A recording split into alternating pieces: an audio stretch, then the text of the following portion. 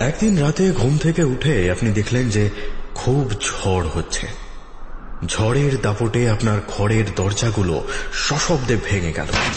আপনার মনে হলো কেউ আপনার ঘরের ভিতরে ঢুকেছে। কে ঢুকেছে দেখতে যাবেন এমন সময় দপ করে প্রদীপটা নিভে গেল। চতুর্দিক কালো অন্ধকারে ভরে গেল। আপনি হাত বাড়িয়ে কাউকে ধরার চেষ্টা করলেন, কিন্তু আরে না না, ভূতের গল্প বলছি না, এটা তো রবীন্দ্রসঙ্গীত। ভূতের গল্প এবার শুরু হবে। আজকের গল্পটা যখন লেখা হয় তখন রবীন্দ্রনাথের বছর 60 বয়স, অর্থাৎ 1921 সাল। 2 বছর আগে লেখকের মা সারা সুজানকে ভর্তি করা হয়েছে মানসিক হাসপাতালে। হিস্টেরিয়া হ্যালুসিনেশনে আক্রান্ত তিনি। রাস্তায় চলতে চলতে হঠাৎ দাঁড়িয়ে পড়েন। পথ চলতি মানুষজনকে আক্রমণ করে বসেন সুজান। তার নিজের সে সময়ের জবানবন্দি অনুযায়ী এক বিশেষ ধরনের প্রাণীদের নাকি দেখতে পেতেন তিনি।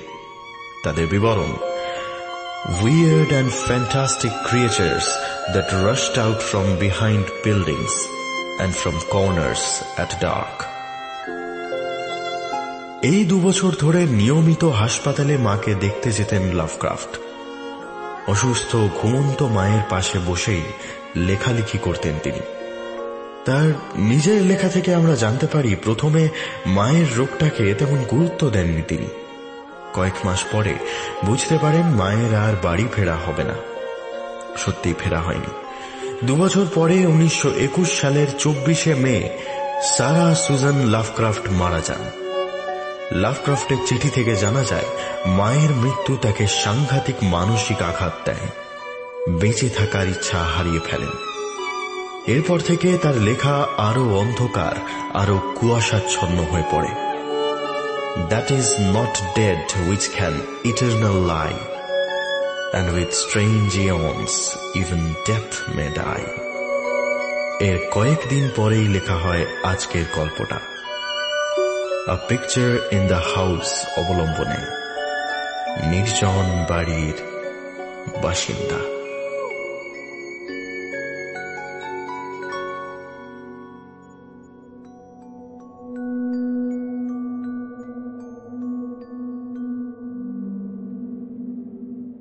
অলৌকিকের পিছু ধাওয়া করেন যারা, তাদের আপনি কোথায় খুঁজে পাবেন? উত্তরগুলো বেশ সহজ। ধরুন মাটির তলায় লুকোনো কোনো শবাধার কিংবা প্রায় ধ্বংস হয়ে যাওয়া কোনো দুর্গের চূড়ার ঘরে, অথবা ঘন ভুতুড়ে কোনো জঙ্গলের গভীরে। কিন্তু যারা সত্যিকারের অলৌকিকের সন্ধান পেতে চান তাদের এসব জায়গায় যাওয়ার কোনো প্রয়োজন নেই। আমাদের এই নিউ ইংল্যান্ডেই কোনো প্রান্তিক গ্রামে কোনো ভেঙে পড়া পলেস্তারা খসে পড়া পরিত্যক্ত বাড়িতে অলৌকিক তাদের জন্য অপেক্ষা করে বসে আছে। ধরে নিন পায়ে চলা রাস্তা থেকে খানিকটা সরে এসে ঘণ্টাখানেক হেঁটে এরকম একটা নির্জন বাড়ির সামনে এসে দাঁড়ালেন আপনি। একটা ঘাসের জমির উপরে মূর্তিমান দৈত্যের মতো 200 বছর ধরে দাঁড়িয়ে আছে বাড়িটা। মাটি থেকে গুল্মলতা উঠে এসে সমস্ত দেহ ছেয়ে ফেলেছে। গুল্মের আবরণের ভিতর থেকে শুধু অন্ধকার জানলাগুলো জেগে রয়েছে, যেন ভয়ঙ্কর কোনো অতীতের স্মৃতি হাতড়ে আমাদের কিছু দেখাতে চায় তারা। এই ধরনের বাড়িতে প্রজন্মের পর প্রজন্ম ধরে কিছু অদ্ভুত মানুষ বসবাস করে। মানব সভ্যতার সঙ্গে এদের যোগাযোগ খুব ক্ষীণ। কিছু একটা রহস্য যেন ঘিরে থাকে এদের। সে রহস্য যে ঠিক কি তা কেউ বলতে পারে না। 1896 সালে নভেম্বর মাসের এক দুপুরে বৃষ্টির হাত থেকে পালিয়ে আশ্রয় নিতে আমি ঠিক এইরকম একটা বাড়ির সামনে উপস্থিত হই। সে সময় কোম্পানির কাজে মিসক্যাটনিক ভ্যালি পরিদর্শনে গিয়েছিলাম। জায়গাটা মূলত পার্বত্য অঞ্চল, খুব একটা বেশি মানুষজনের যাতায়াত নেই। আমি সারাদিন একটা ছোট সাইকেলে চেপে এদিক ওদিক ঘুরে জায়গাটা জরিপ করতাম। ভালো করে সন্ধে নামার আগেই হোটেলে ফিরে আসতাম। সেদিন কিন্তু দুপুর গড়ানোর আগেই আকাশ কালো মেঘে ঢেকে গেল।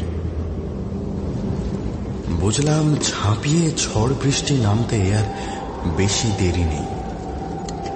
এদিকে উদ্দেশ্যহীনের মতো সাইকেল চালাতে চালাতে একটা মিঠো রাস্তায় এসে পড়েছি। আশপাশে তাকিয়ে মাথা গোঁজার মতো কিছুই চোখে পড়ল না। দুপাশ জুড়ে উঁচু নিচু টিলার সার। উদ্ভ্রান্তের মতো চতুর্দিকে তাকাতে একটা ছোট টিলার নিচের দিকে কাঠের বাড়ি চোখে পড়ল। যদিও আমি যেখানে দাঁড়িয়ে আছি সেখান থেকে বেশ কিছুটা দূরে বাড়িটা, তাও উপায়ন্তর না দেখে সেটা লক্ষ্য করে সাইকেল ছুটিয়ে দিলাম। এদিকে বৃষ্টি শুরু হলে সহজে থামার নাম করে না। টাকা পয়সা কাছে কম নেই। বাড়িতে যেই থাকুক না কেন, কিছু টাকা পয়সার বিনিময়ে যদি আজ রাতটা থাকার ব্যবস্থা হয়ে যায় তাতেই আমি খুশি। বাড়িটাকে বাইরে থেকে দেখে কিন্তু হানা বাড়ি জাতীয় কিছু মনে হলো না, তবে ভারী নির্জন। একতলায় ঢোকার মুখে একটা ছোট দরজা আছে, সেটা ভিতর থেকে বন্ধ। দরজার বেশ কয়েকটা জায়গা ভেঙে গেছে, তার মধ্যে দিয়ে ভিতরের অন্ধকার চোখে পড়ে। লক্ষ্য করলাম বাড়ির ভিতরে কোথাও কোনো আলো জ্বলছে না। কেন জানি না মনে হচ্ছিল বাড়িটা পরিত্যক্ত। তবে আরো কিছুটা সামনে পৌঁছাতে সে ধারণাটা ভেঙে গেল। বাড়ির বাইরে একটা ছোট বুনো ফুলের ঝোপ আছে। চেহারা দেখে মনে হলো মাঝে মাঝে কেটে পরিষ্কার করা হয় সেগুলো। খানিকটা সেই কারণে দরজা ভেঙে ভিতরে ঢোকার বদলে আমি দরজায় টোকা দিলাম। টোকা দেওয়ার সঙ্গে সঙ্গে কেমন অবর্ণনীয় অস্বস্তি শুরু হলো মনের ভিতরে। বাইরে শ্যাওলা ঢাকা পাথরের উপর দাঁড়িয়ে বাড়ির দোতলার জানলাগুলো দেখতে পেলাম। যদিও জানলাগুলো বেশ পুরনো আর ধুলো ঢাকা, তাও কোনো জায়গায় ভেঙে যায়নি। অর্থাৎ বাড়ির ভিতরে লোক থাকে এবং সে লোক মোটেই বাড়িটার যত্ন নেন না। আমার টোকাতে কিন্তু কোনো কাজ দেয়নি। আরো বার কয়েক টোকা দেওয়ার পর আমি বাধ্য হয়েই হালকা হাতে ঠেলা দিলাম দরজায়। একটা মিহি আওয়াজ করে খুলে গেল কাঠের দরজাটা। ভিতরে উঁকি দিয়ে দেখলাম একটা ছোট বাইরের ঘর। ঘরের দেওয়াল থেকে প্লাস্টার খসে পড়েছে, সেই সঙ্গে নাকে এলো একটা বিশ্রী গন্ধ। সাইকেলটাকে ঘরের ভিতরে এনে আমি দরজাটা ভিতর থেকে বন্ধ করে দিলাম। আমার ঠিক সামনে থেকেই একটা সরু সিঁড়ি উঠে গেছে উপরে। সিঁড়ির ল্যান্ডিংয়ে একটা সেলারের দরজা। সিঁড়ির দুপাশে আরো দুটো বন্ধ দরজা চোখে পড়ল। সেগুলো বোধহয় একতলার ঘর। সাইকেলটা একদিকের দেওয়ালে হেলান দিয়ে রেখে আমি বাঁদিকের ঘরের দরজাটা খুলে ফেললাম। এই ঘরটার সিলিং বেশ নিচুতে। দুদিকের দুটো ধুলো ঢাকা জানলা দিয়ে কিছুটা আলো এসে আলোকিত করে রেখেছে ঘরটাকে। আসবাব বলতে প্রায় কিছুই নেই এখানে। ঘরের মাঝখানে একটা বড় টেবিল আর গোটা কয়েক চেয়ার দেখে মনে হলো এই ঘরটা হয়তো এ বাড়ির বসবার ঘর। ঘরের একদিকের দেওয়ালের নিচ বরাবর বেশ বড় সড়ো একটা ফায়ার প্লেস আছে। তার উপরে একটা অ্যান্টিক ঘড়ি টিক টিক করে বেজে চলেছে। কিছু ছড়ানো ছিটানো বই আর কাগজপত্র চোখে পড়ল। বইয়ের নামগুলো আধো অন্ধকারে ভালো করে দেখতে পেলাম না। তবে একটা জিনিস খেয়াল করে বেশ অবাক হলাম আমি। এখানকার প্রায় সব বাড়িতেই দেখেছি প্রাচীন জিনিসপত্র দিয়ে ঘর সাজানোর একটা বাতিক আছে মানুষের। এই ঘরটায় এমন কিছু জিনিস চোখে পড়ল যার বয়স আমার আন্দাজে অন্তত 100 বছরের কম নয়।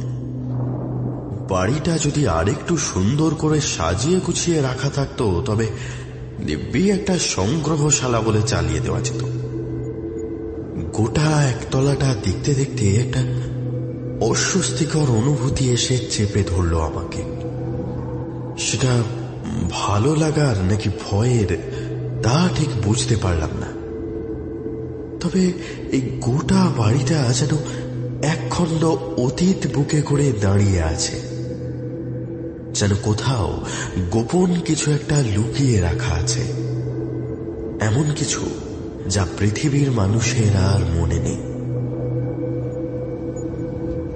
বসতে ইচ্ছা করছিল না আমার, কেমন যেন নেশায় পেয়েছে আমাকে।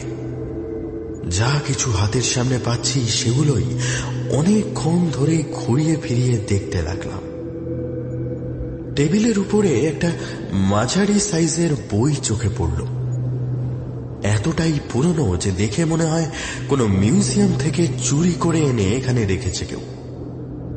বইটা চামড়ায় বাঁধানো, স্পাইনের কাছে ধাতুর পাত দিয়ে আটকানো আছে পাতাগুলো। এরকম একটা ভাঙা চোরা বাড়িতে এমন একটা বই রাখা আছে তা কল্পনা করা কষ্টকর। বইটা খুলে কয়েকটা পাতা উল্টাতেই কিন্তু অবাক হয়ে গেলাম আমি। প্রাচীন সাধু পিগাফেট্টার কঙ্গো অঞ্চলের বিবরণ, পুরোটাই ল্যাটিনে লেখা। এই বইটার কয়েক কপি যে এখনো পৃথিবীর কোথাও রয়ে গেছে সে কথা আমি আগেও শুনেছিলাম। একটু আগের অস্বস্তিটা ভুলে গিয়ে আমি পরপর পাতা উল্টাতে লাগলাম। বইতে যা লেখা আছে তার কথা এ বাড়ির মালিক আর আমি ছাড়া অন্য কোনো মানুষ জানে বলে তো মনে হয় না। ভিতরে বেশ কয়েকটা হাতে আঁকা ছবি দেওয়া আছে। তেমন একটা ছবিতে এসেই আমি থেমে গেলাম। একটা কসাইয়ের দোকানের ছবি আঁকা আছে সেখানে। তার বিবরণ আমি আর এখানে দিতে চাই না। ছবিটা দেখেই বইটা বন্ধ করে রেখে দিলাম আমি। বাকি বইগুলোর উপরে মনোযোগ দেওয়ার চেষ্টা করতেই মনে হলো উপর থেকে একটা মিহি পায়ের আওয়াজ ভেসে আসছে। প্রথমে একটু চমকে গেছিলাম। আমার দরজায় দেওয়া টোকাতে কেউ সাড়া দেয়নি। এখন তাহলে বাড়ির ভিতরে লোক এলো কোথা থেকে?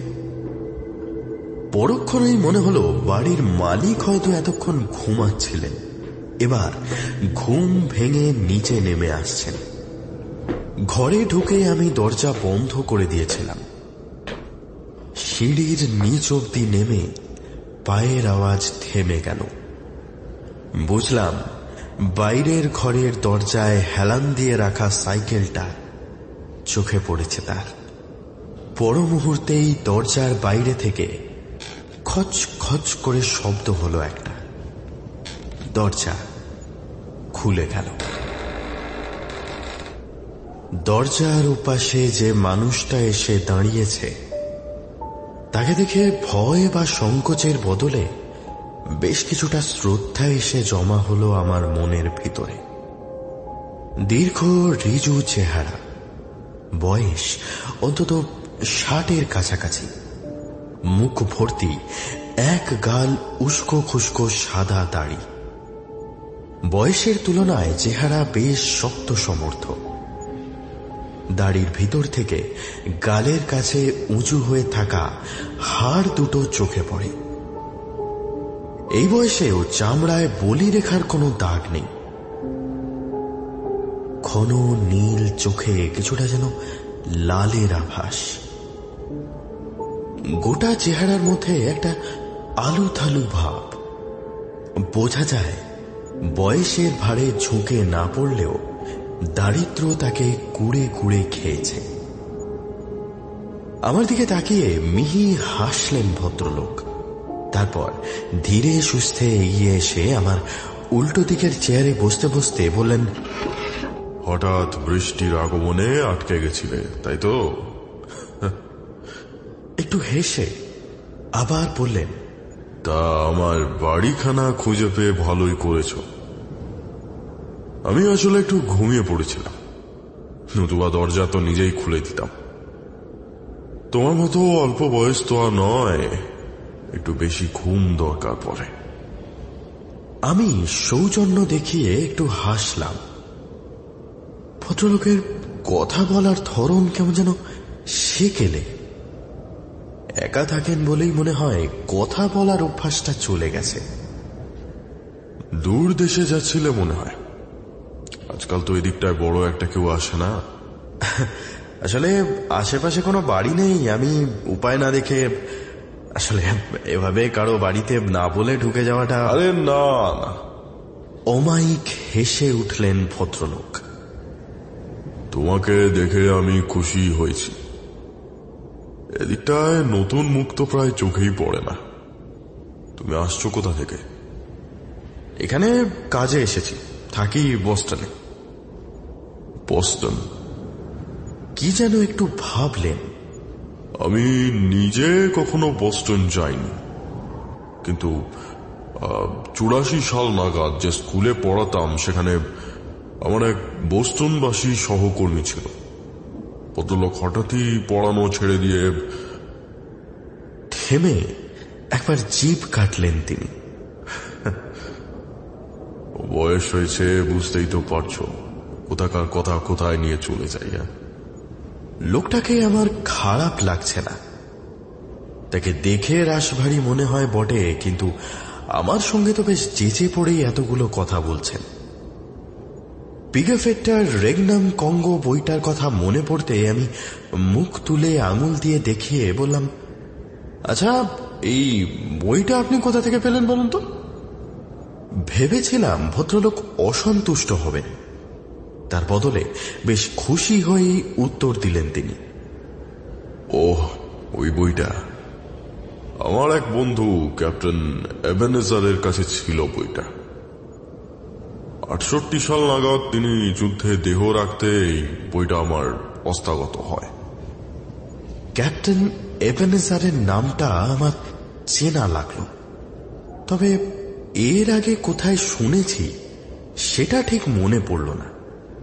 পরে জিজ্ঞেস করে নেব ভেবে আর কিছু জিজ্ঞেস করলাম না। এবেনেজার এক সময় সালেমের একটা জাহাজের নাবিক ছিল। যে বন্দরে জাহাজ ভিড়ত সেখান থেকেই পুরনো জিনিসপত্র সংগ্রহের একটা বাতিক ছিল তার বাড়িতে একবার ঘোড়া বেচতে গিয়েছিলাম আমি, তখনই দেখতে পাই বইটা। বইতে আঁকা ছবিগুলোর উপরে একরকম আগ্রহ জন্মায় আমার, বিশেষ করে ওই জায়গাটা। আমার চশমাটা। টেবিলের নিচ থেকে ধুলো ময়লা ঘেঁটে একটা নোংরাটে ভাঙা কাঁচের চশমা বের করে আনেন ভদ্রলোক। তারপর সেটা চোখে গলিয়ে বইটার সামনে টেনে নিয়ে পাতা উল্টাতে উল্টাতে বললেন, এবেনেজার ল্যাটিন কিছুটা পড়তে পারত, আমি একেবারেই পারি না।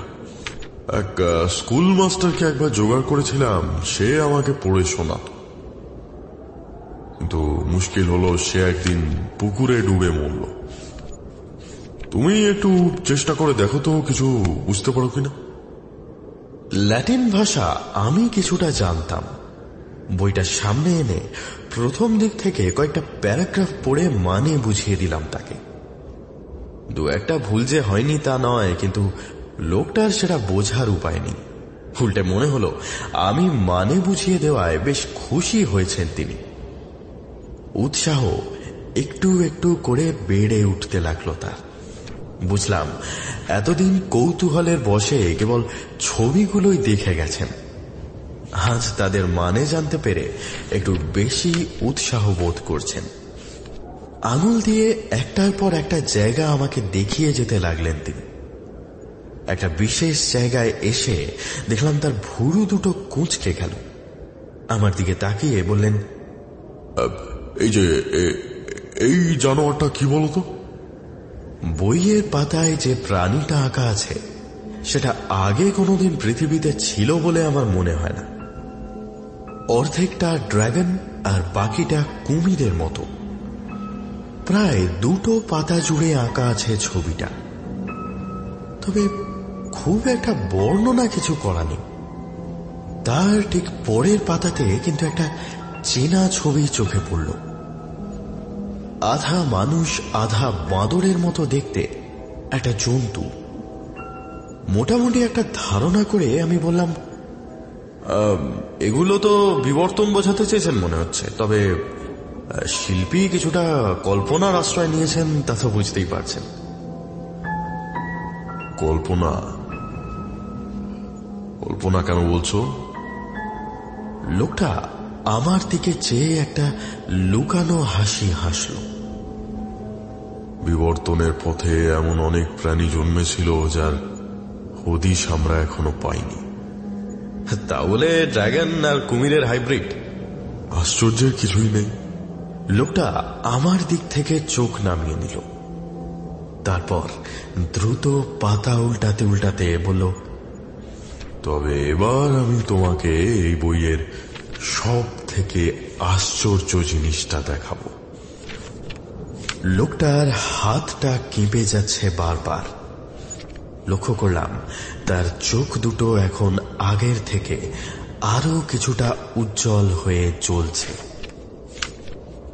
পাতাগুলো নাড়াচাড়া করতে সহজে সরে যেতে লাগলো তারা, যেন বইটা নিজেই একটা বিশেষ জায়গা দেখাতে চাইছে আমাদের। যে ছবিটা আমার চোখের সামনে খুলল সেটা একটু আগেই দেখেছি আমি। একটা কসাইয়ের দোকান, হাতে একটা চপার নিয়ে দোকানের একেবারে মাঝখানে একটা ভয়াবহ চেহারার মানুষ বসে আছে, এবং দোকানের ভিতরে চারিদিকের দেওয়ালে ঝুলছে কিছু মৃত প্রাণীর দেহ। প্রাণীগুলো কোনো পশু নয়, মানুষের হাত, পা, কাটা মাথা। সেই হলদে হয়ে যাওয়া ছবি দেখেও ঘৃণায় আমি মুখ ফিরিয়ে নিলাম। লোকটা কিন্তু সেই রকম উজ্জ্বল চোখে তাকিয়ে রইল সেই দিকে। সম্মোহিতের মতো বলল, এর মানে কিছু বুঝতে পারছো কি? এই যে লোকটা, এই কসাইটা ছুরি হাতে বসে আছে, একে দেখলেই আমার শরীরটা কেমন যেন জন্ম নিয়ে ওঠে।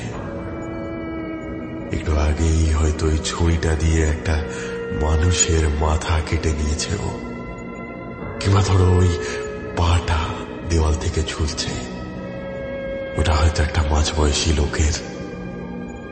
হ্যাঁ, আর এই মাংসটা, এই মাংসের স্তূপটা কোনো শিশুর। এই দেখো না, দেখো।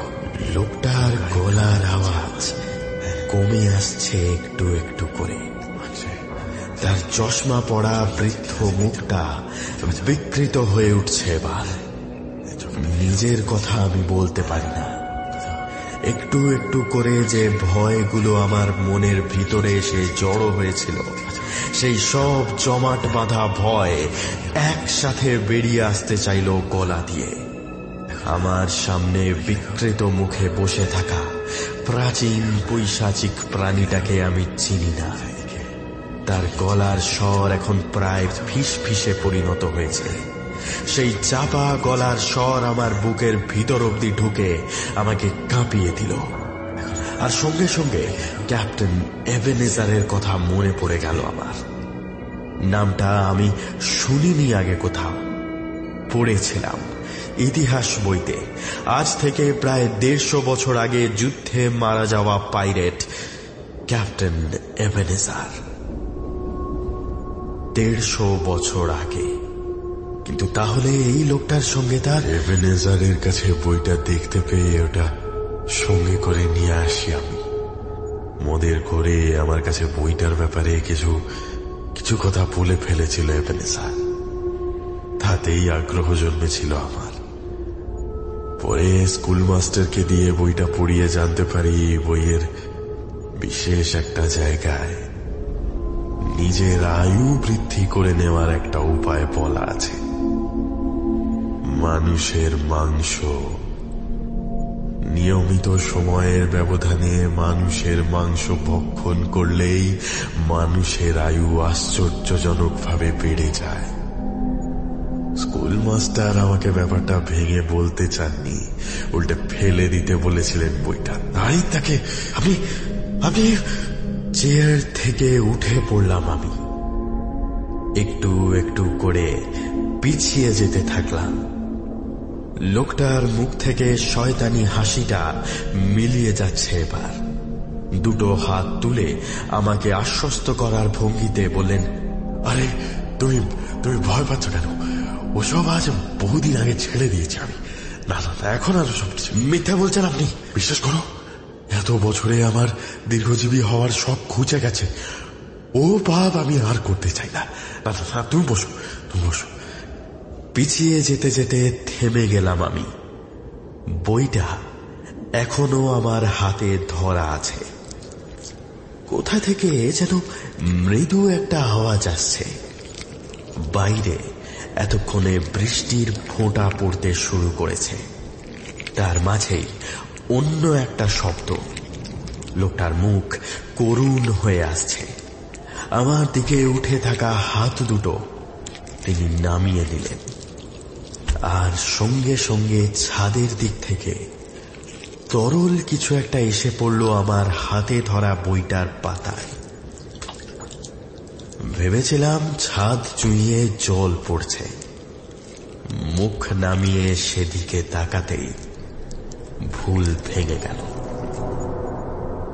জলের রং লাল হয় না, এই তরলটা গাঢ় লাল।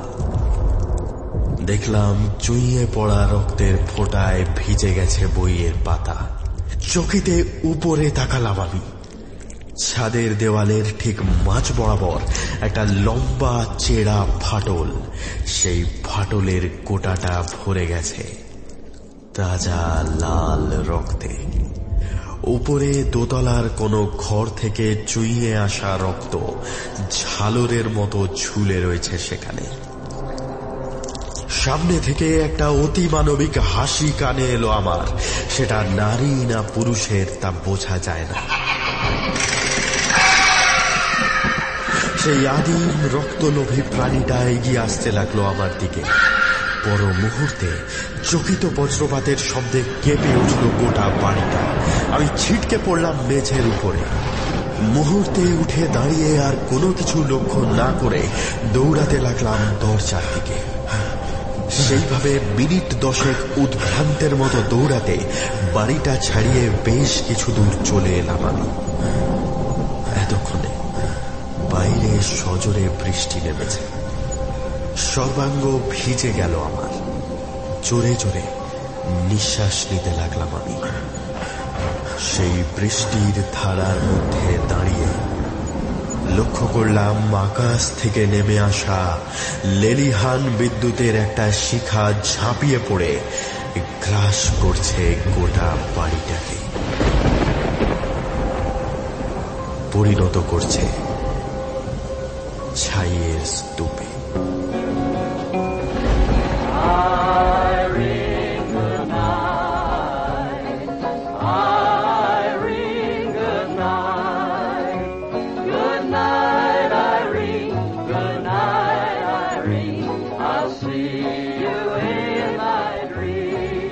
মানুষের আয়ু বাড়িয়ে নেওয়ার যদি সত্যি কোনো উপায় থাকত, তবে মাকে আরো কয়েক বছর বাঁচিয়ে রাখতে পারতেন লাভক্রাফট।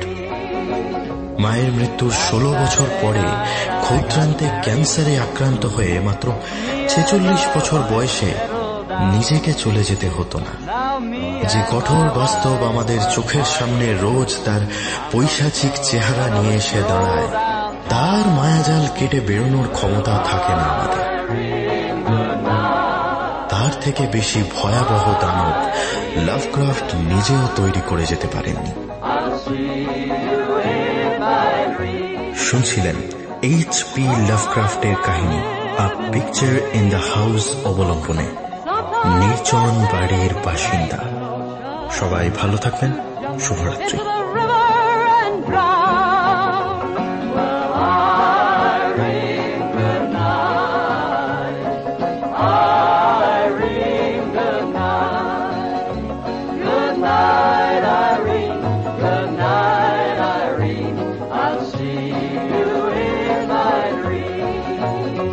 Stop rambling, stop your gambling, stop staying out late at night.